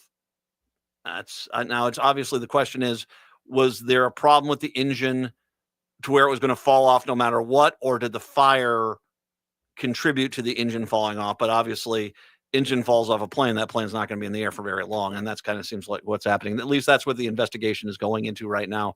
So, but before, as the plane was taxiing for takeoff, the plane was on fire. So the one wing was. So 952-946-6205, 952-946-6205. Back to Minnesota results from last night. Despite a wave of fundraising for their opponents and strong challenges in several wards, the progressive bloc of the Minneapolis City Council survived election night. I was wondering how many were going to lose. They only lost one. Cashman lost, but that was it. With a key win in Ward 2 and a new face in Ward 8, progressives appeared to hold on to power despite losing Ward 7, where incumbent Katie Cashman lost her bid for a second-term challenger Elizabeth Schaefer.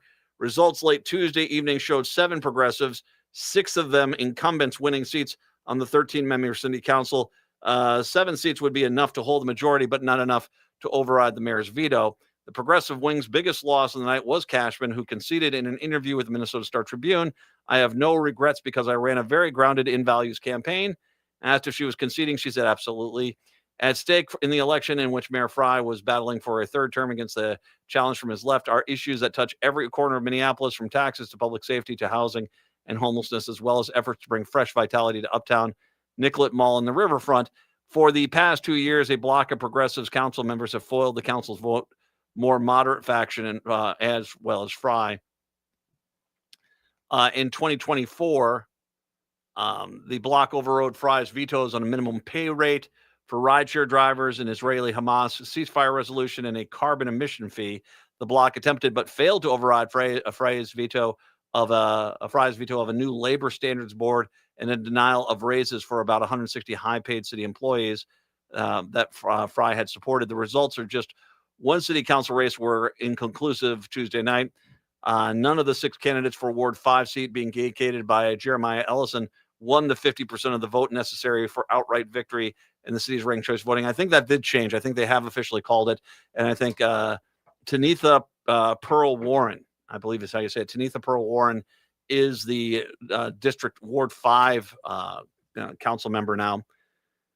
I want to read this next 2 sentences because I want to make sure we put this into perspective for Democrats, because there's this tendency to try to say, oh, that this is, these far more moderate, far less. Really, that most of the people there, I mean, we can have problems with Fry, but I mean, this is, Warren was somebody who was endorsed by more moderates. But let me read this to you. She's the homeownership development manager of the Twin Cities Habitat for Humanity. Held 38% of the votes with all precincts reporting. This is before I think they called it for her. Tabulations resume on Wednesday. Warren is endorsed by moderate factions within the city's Democratic Party, but even if she wins, she would be enough to rest. It would not be enough to wrest control of the council from further left progressives. She is the home ownership development manager for the Twin Cities Habitat for Humanity. I don't necessarily think that means she's some raving moderate Republican. No, I think, and I think that at the end of the day, you need to put that in perspective. I can understand living in a big city, the need for affordable rents, affordable daycare, affordable health care, fair wages. I mean, things cost a lot more in Minneapolis than they do out in rural Minnesota. And you have to have candidates that weigh the benefits of the way they weigh the benefits of the citizens against the cost it would be. This is one of the reasons why I kind of always get upset about sports stadiums, because the sports stadiums are basically just a massive tax handout to the wealthiest people. And yet, mayors and city councils across the board generally get on board to support this sort of thing. And I think it's one of the least productive bits of legislation that anyone does. That being said, there are plenty of things that Fry has done that I have not been a big fan of. There are some things he's done that I have been a big fan of. But I don't think that there's nearly the massive step, between the groups that they're people say there is. And if we can remember, and a plea, if I may, to the Minneapolis City Council and the mayor's office and the council members, no matter what your political ideology is, if you remember that you guys probably agree on 60 to 70% of the issues, focus on that as best as you can, not the issues you absolutely disagree on. Because if your whole goal is just to find the issues you disagree on and make those the issues you champion, well, nothing's going to get done. And so try to find the solution, and then maybe, just maybe, you make a concession here, they make a concession for you. That's how this is supposed to work. It's not everything is supposed to be, here's my speech. I don't need, no. Just weigh on the issues. Just weigh in on the issues. And once again, stop with the whole, don't rank Fry, If that's why ranked choice voting is there for you, if that's the reason why you put it there, then just get rid of ranked choice voting, because you guys aren't, it's not doing anything to help you. 952-946-6205, 952-946-6205. More on the elections when we do come back. It is the Matt McNeil Show on your Wednesday.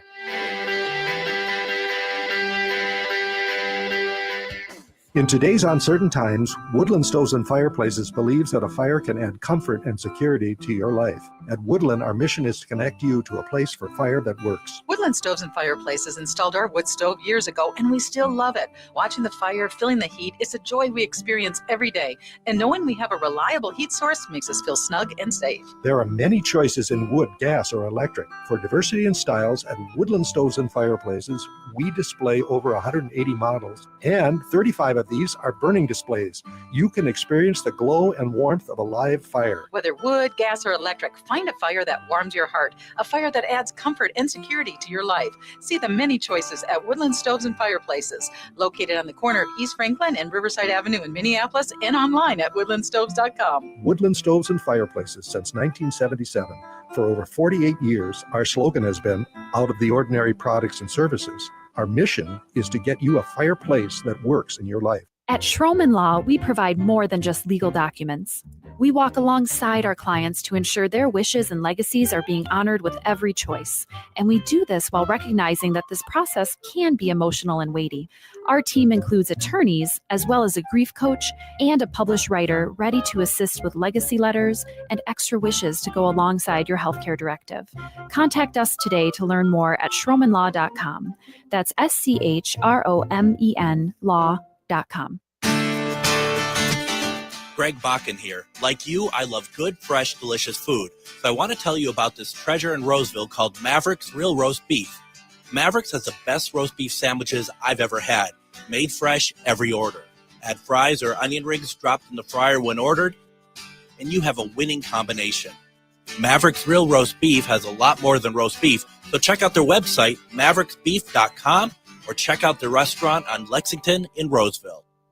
Hey, it's Patrick for Zero Res. November is here, so you're probably thinking two things right now. First is, man, where did this year go? And second is, oh no, I'm hosting Thanksgiving and my house is not ready at all. So you need to call my cleaning heroes at Zero Res to get things in order before your friends and family come over to celebrate. Every surface in your home can be Zero Resified, from hardwood, carpet, tile, rugs, upholstery, and more, so you don't have to worry about your friends and family plopping down on a nasty couch. Zero Res has a 4.9 rating on Google with over 21,000 reviews, so go ahead and get clean. And don't miss this month's deal. Get 3 rooms of carpet starting at just $139 and $50 off an air duct cleaning. You just need to call 952-ZERO-RES or go to ZeroResMinnesota.com and say you want the AM 950 special. Backward or forward spells the same. Zero Res.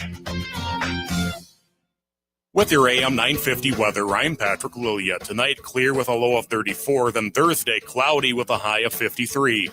The Children's Theater Company's presentation of The Enormous Crocodile is getting ready to slither on out, so don't miss your chance to see the U.S. debut of Roald Dahl's Mischievous Tale. This wild musical adventure only runs through November 23rd, and tickets are going fast. Get them today at childrenstheater.org.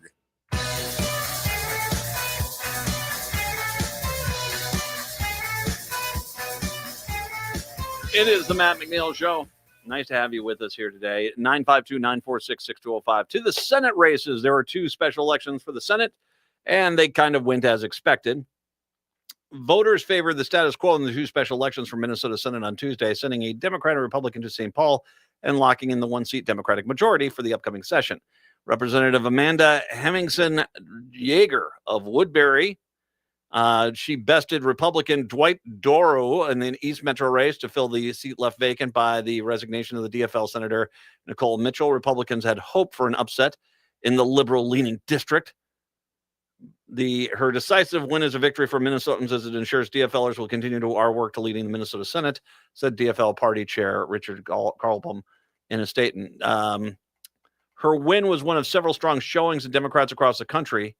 At a Woodbury polling place on Tuesday afternoon, several Democratic voters said they were happy to vote for her, but were still motivated by the opportunity to lodge a protest against Trump. My husband and I both have declared that we are not voting for anyone Republican until Trump is out of office, said Deb Elliott, a 60-year-old Woodbury resident. Democrats are also crossing their fingers over an unlikely win in another state Senate race between Republican Michael Holstrom and the DFLer Louis McNutt. But Holstrom, however, easily won the district west of the Twin Cities, includes Buffalo, Annandale, and Monticello. Republican Senator Bruce Anderson had passed away. Bruce Anderson's principled leadership and strength have been an inspiration to me. I'm committed to serving his district with the same values. Holmstred told the Star Trib his top priorities are unwinding the state's transgender-friendly policies, tackling fraud, and implementing harsher sentencing guidelines for criminals. So I'll come back to that.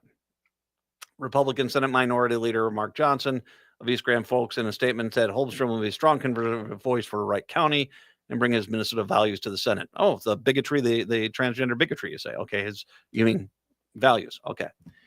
The Woodbury area race attracted investment from the Democratic Legislative Campaign Committee. Basically, they wanted to protect that seat, and they did. I want to first, though, talk about something, and this is Susan Kent, of course, a longtime politician. She and I talk to each other occasionally on social media, and she is she made an excellent point about perspective and the undeniable bias in how things get reported before elections. Now, you'd be surprised to hear, at least according to the tracker on the Star Tribune, both of those races were considered to be that happened. Both had a margin of 24 points. 24 points. What I find interesting is that pundit said Senate District 29 was solid red, but Senate District 47 was blue but in play. And that was a thing that I saw a lot of too. Oh boy.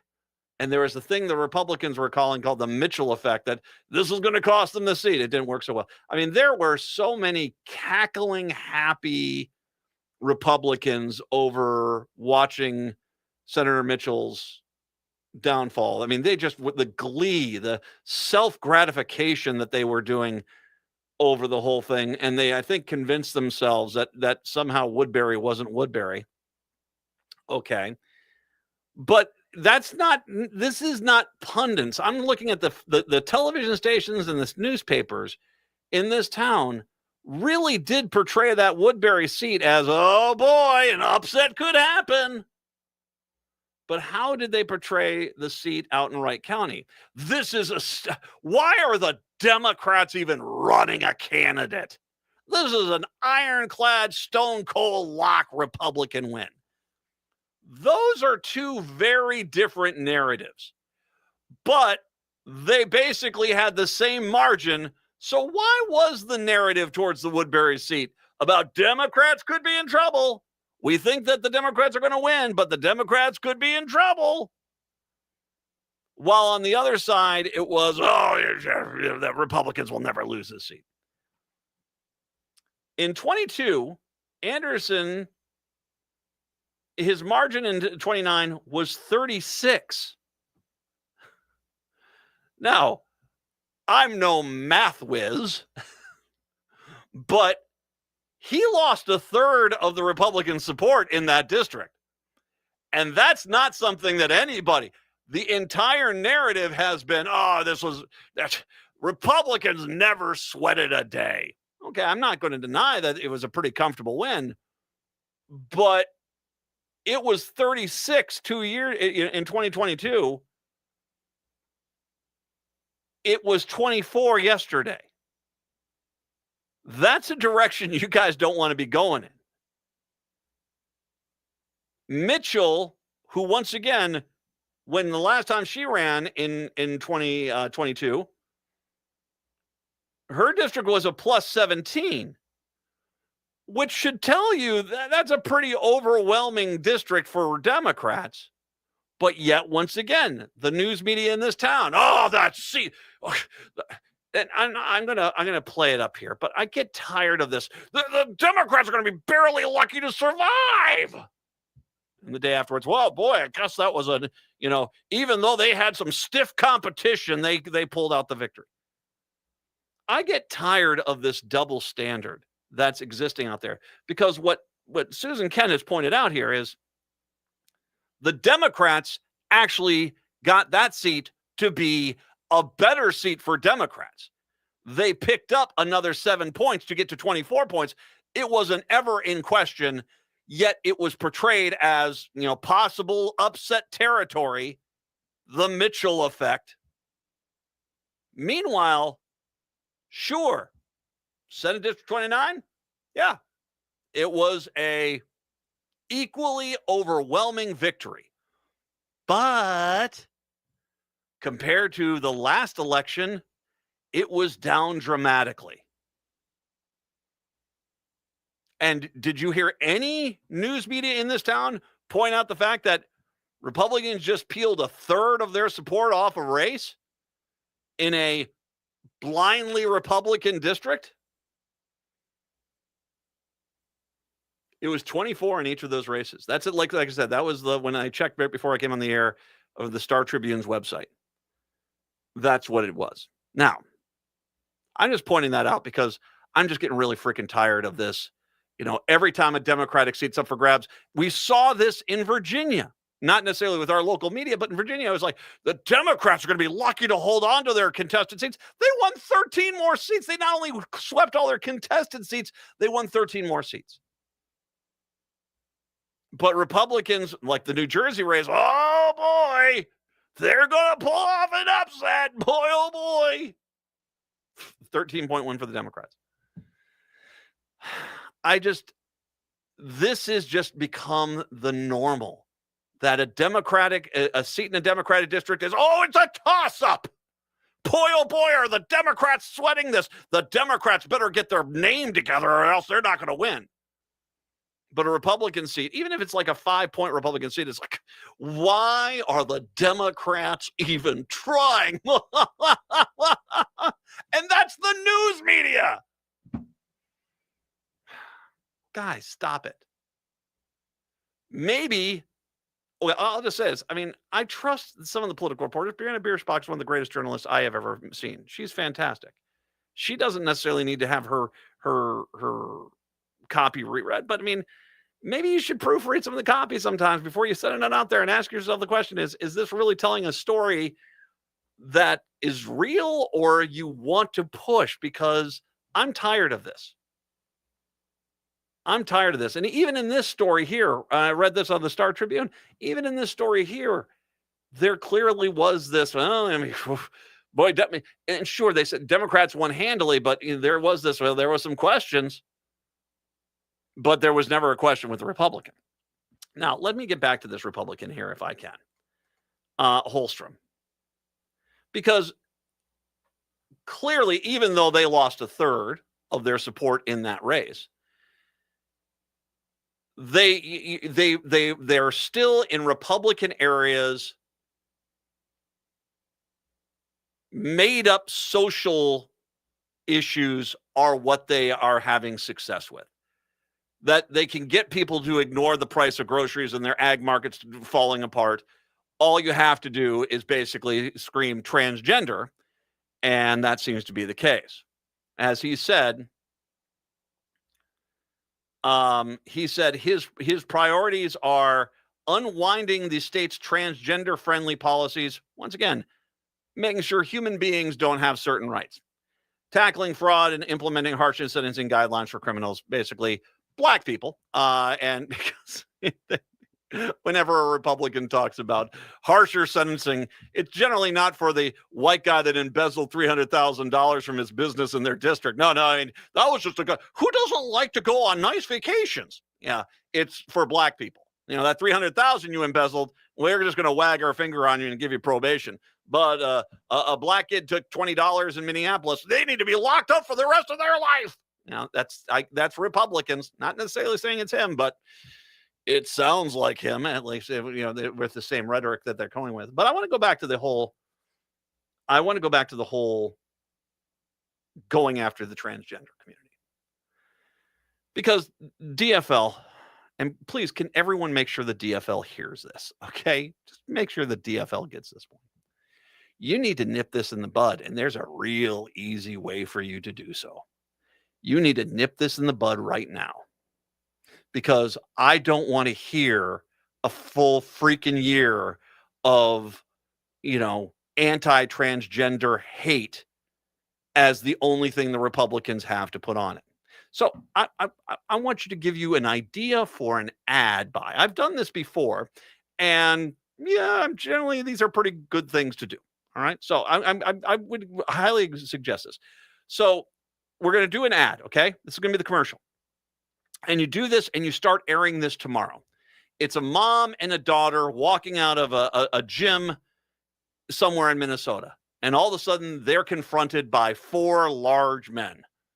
And they say, "Hey there, I'm sorry. We need to inspect your child to make sure they're actually a girl."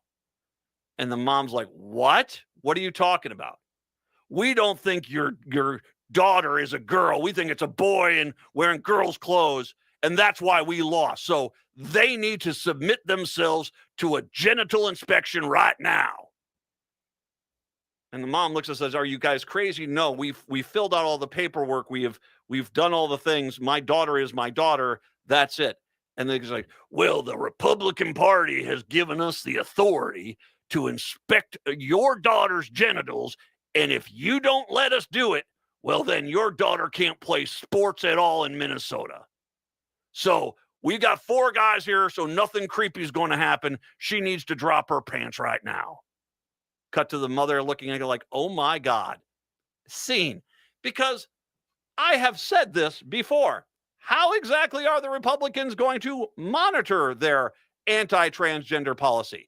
Is it going to be like that Buffalo Wild Wings down in Owatonna, where a waitress felt the need to basically follow a customer into the bathroom and make them prove that they were a woman? The Republicans like to sit there and say, we're going to go after transgender people, but okay, so what? You say you have to sign up for sports, you have to prove it. Well, what happens when somebody on the right, they feel as if their daughter gets beaten by a sports team, and they feel as if, well, we couldn't have beaten fair and square. There must have been a boy in a dress. Because that's what's going to happen. And I would love for you to explain to me how you're going to weed out transgender people, transgender children in the state without doing mandatory genital checks by the locals. This is why this is, because I guarantee you nothing will turn public sentiment against this faster than pointing out that the Republican Party is a bunch of weird, creepy dudes that are focused on genitals. And you shouldn't be afraid to point that out. They are creepy AF. They can't stop thinking about children's crotches. And if you don't take this and throw it back in their face and make them so terrified of this issue that they are running away from it, well, then you're failing. Because this is easy to counterpunch. Just point out how freaking creepy the Republican Party has become. End scene. Fade to black now. 952-946-6205, 952-946-6205. We'll take a break, come back, wrap up the show when we do return. I'll talk a little bit about the school levies when we do return. It's the Matt McNeil Show. Seattle, I am a mountaineer. Hi, I'm Scott Shambot from Shambot Family Dentistry. We're the fear-free, shame-free dental office. We know dental anxiety and dental phobia are real. We'll take the time to get to know you and give you what you need to be comfortable at all times. We offer free nitrous oxide laughing gas and have high-tech options to help you feel calm and relaxed during your appointments. We'll help you get through every appointment in the most pain-free way possible. If you're having a dental emergency, we'll try and get you in the same day you call because we don't like to see anyone in pain. As my daughter Rachel says, if you don't see my dad, please see another dentist. Take care of your teeth because they're the only ones you get. This is Chad, owner of AM 950. I've been going to Shambot Family Dentistry for years. They get me in last minute when I'm in pain and make regular checkups easy and comfortable. Shambot Family Dentistry in Hopkins and St. Paul. Find them online at shamblotfamilydentistry.com or call 1-800-FIX-MY-TEETH. So an atheist, a Christian, and a Buddhist walk into a church. There's no punchline. That's just what happens every Sunday at First Unitarian Society of Minneapolis. It's all the thoughtful reflection, community, and warmth of a Sunday service without religious doctrine. Curious? Find out what we're all about. Join us for Sundays Reimagined at First Unitarian Society or live stream at firstunitarian.org. Think outside the pew. Thanksgiving is fast approaching, and if you want the best turkey on your table, now is the time to act. Reserve a fresh, never frozen turkey from Ferndale Market. That's where the Peterson family has been raising free-range, antibiotic-free turkeys since 1939. Each year, they raise a special flock just for Thanksgiving, delivering pure, flavorful turkeys with no fillers or basting solutions, just 100% natural and delicious. Taste the difference of a fresh, never frozen turkey from Ferndale Market, guaranteed to be the highlight of your holiday meal. Pick yours up during Ferndale's Turkey Fest this year, November 21st through the 26th at their on-farm market in Cannon Falls. And enjoy some local food samples or grab lunch at the food truck while you're at the farm. Or if you prefer staying closer to home, find your Ferndale Market Thanksgiving turkeys at a natural food store near you. Visit ferndalemarket.com to reserve your Thanksgiving turkey today or locate a retail partner near you. Make this Thanksgiving unforgettable with a farm fresh turkey from Ferndale Market. This season, bring the whole family to see Irving Berlin's White Christmas. This smash hit musical based on the classic film returns by popular demand to delight you at Chanhassen dinner theaters. With loads of laughter and a stunning showcase of Irving Berlin songs, White Christmas is a celebration of the romance, friendship, and magic of the holidays. Make your plans today to see White Christmas. Visit chanhassendt.com.